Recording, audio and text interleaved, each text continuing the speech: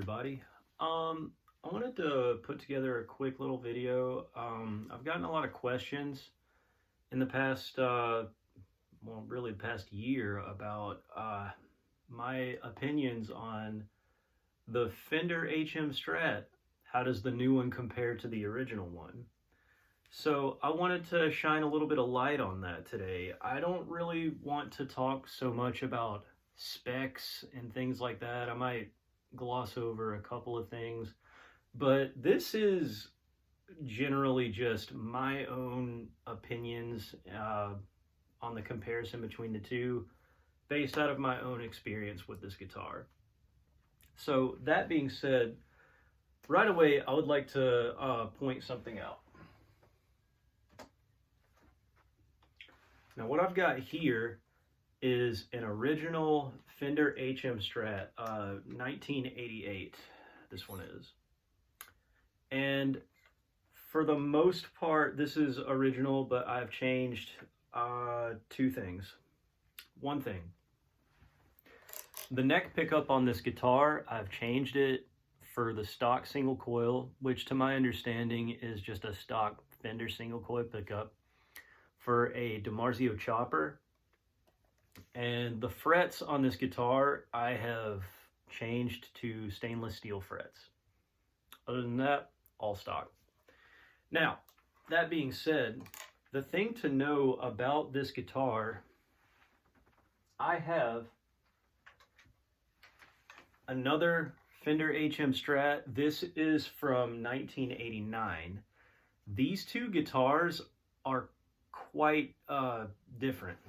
So when holding these two guitars, one of the things that I noticed right away is that this guitar weighs more than this guitar. So there's a difference in weight. Now, as far as does that have any effect on the tone, it does. I've noticed that the heavier the guitar is, it seems to produce a slightly darker tone. So this one's a little bit darker. Same story with the blue one here. All stock with the exception of this neck pickup. Again, I swapped it out from a stock Fender to a DiMarzio Fast Track 1. Other than that, it's all stock. As you can see, the whammy bar, different color. I replaced that. I don't know if that, whether or not you would count that as like a change or what have you, but anyway, other than that, same stuff. It's all the same. So I want to get into talking about comparing the old one to the reissue. But the first thing to understand is that not all of the originals are exactly the same. They're just not. I'm not even exactly sure why. As far as I can tell, these are even made out of the same wood, but again, this is noticeably heavier than this one.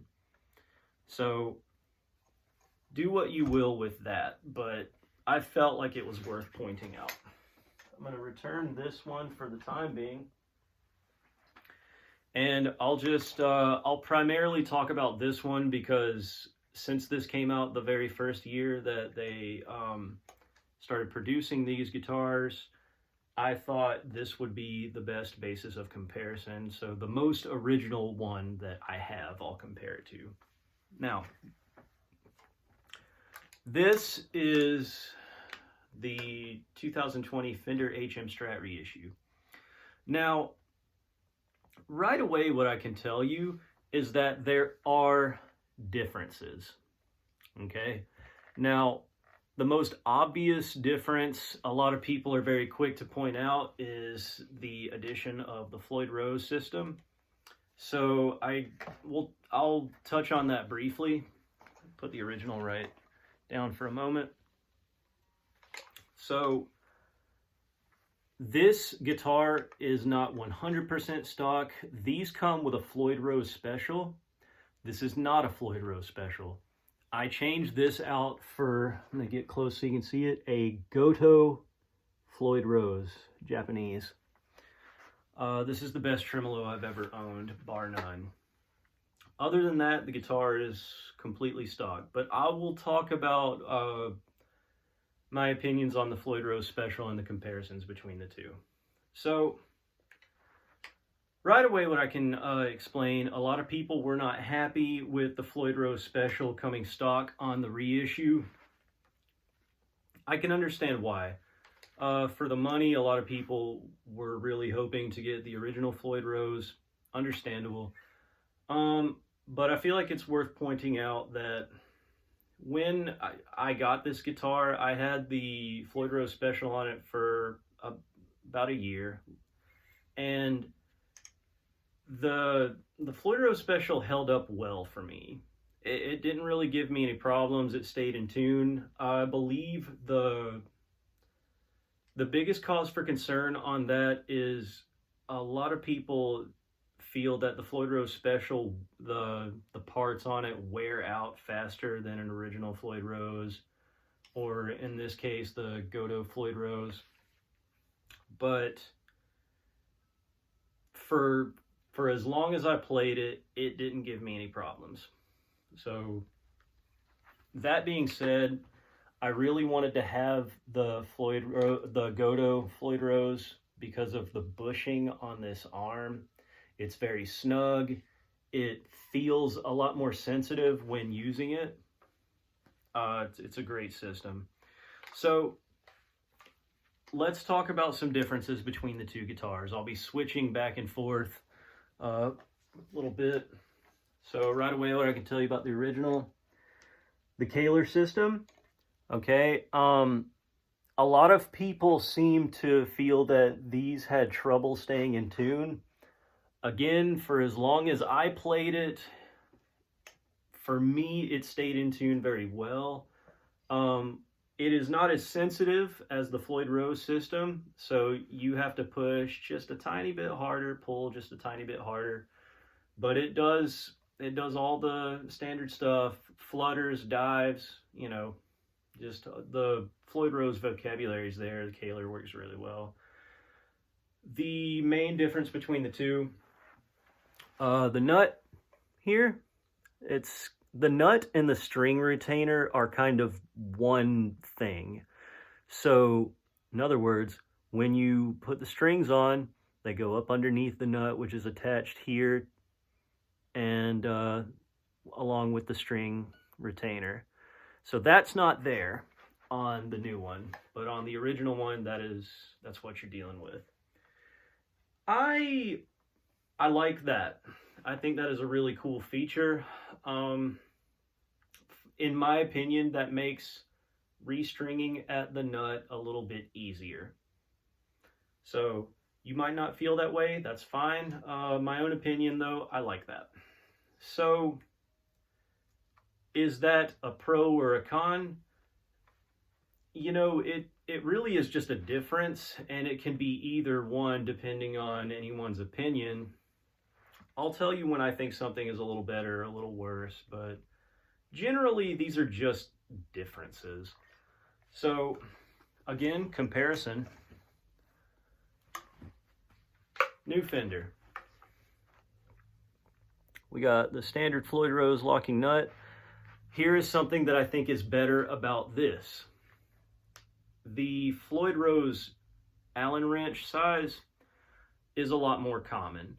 So if you go into a music store and you need to get that wrench or get that worked on or something, chances are they'll have that. With the Kaler, the size wrench you'll need for the locking nuts, it's a little smaller, and unfortunately that's a lot harder to come by. You can get it at a hardware store fairly easily, but if you're in a pinch, it can get a little tricky. So I would say that is a pro to the 2020 reissue. A couple other things that are very noteworthy is the neck. The neck on the 2020 reissue is thicker than the original neck. And it's not only thicker, it is noticeably more rounder neck shape. It's a little bit closer to, say, like a baseball bat kind of feel. which again, not necessarily a bad thing, but is a little bit closer to what a Charvel guitar would feel like. This guitar, after playing it for a long time, it's very, I think of it almost more like a Fender Charvel hybrid. Not a bad thing, those are both great guitars. Also, back in the neck here, we have solid piece, the original. We have skunk stripe, okay? And it's flatter in the middle. So the neck itself is thinner and flatter in the middle where that skunk stripe is. This, the reissue neck, it's much more round. So if you're a thin neck guitar player, this is going to be more your style. If you like thicker necks, the reissue is going to be a little bit more your style. So it's all what are you comfortable with. And as before, when I was talking about the difference in weight between the original HM and the reissue, we got a similar thing going on here. When I hold these two guitars, the reissue is lighter than the original. This one is just a little heavier, and again, the tone that you get out of the guitar is slightly different. It is a little bit darker on the original HM as opposed to the reissue. That being said, the original HM Strat comes stock with a DiMarzio Super 3 bridge pickup. This guitar came stock with that pickup. It's a great pickup. The reissue comes with what Fender's advertised as an HM pickup. All I can really say about the difference in sound between the two is they're similar, but this again is a little bit brighter, has more presence to it. The original is got a little bit of a darker tone to it. Again, it is a difference. Whether or not that is better or worse is up to anyone's opinion. I personally, I like the way the new one sounds, but I tend to favor the way that the original HM feels. So other differences would include, where do you find the serial number? Serial number on the reissue is on the neck plate here. So that's where you would find that serial number. On the original, serial number is on the neck itself. It's kind of hard to see it in the light. Yeah, it's almost kind of like a little sticker. I'm trying, there you go. And it is in fact the original, like, Japan serial number. Neck plate on this says Fender USA. Plate on the reissue says made in Japan. So that was another big thing to do with this guitar. Is it a Japanese Fender? Is it an American Fender? I believe that definitely it's kind of been settled that this is in fact a Japanese Fender. And seems that the 2020 reissue wears it very loud and proud, which I like. Other tiny differences: the reissue, the coil splitter. Okay, this is kind of more like a chrome switch deal. It feels more like a light switch. On the original, the metal on the coil split, black hardware, very similar to match the Kaler. This has a little bit more of a like a kind of an arcade stick kind of feel to it. It locks in place nicely, flips nicely. The feel of that's just a little bit different. And something that I myself have noticed about the guitars After playing one for so long, going to another one, it is in fact a very different feeling guitar. Okay, the sound is, you know, I've said it quite a few times in this video already, but the sound is just, the reissue has a little bit more brightness and presence. The original has a little bit more warmth and the tone's a bit darker. So I feel like that may be the most important difference, other than how does the guitar feel. So in my personal opinion, for the most part, they're similar guitars, but they're when it comes to sound and feel, they're two different animals. They're not vastly different, but they are different. An improvement I will say on the 2020 reissue that I really do like a lot. On the original, the neck plate, you don't have access to the claw. You have to take the plate off. On the reissue, you've got two little slots here that you have access to the claw, so you don't have to remove the plate if you want to adjust how the tremolo is set. So I feel like that is that's an improvement. So I'm trying to make sure that I got everything covered. So one other thing that I might throw in there, and this is some people may actually like this. In my opinion,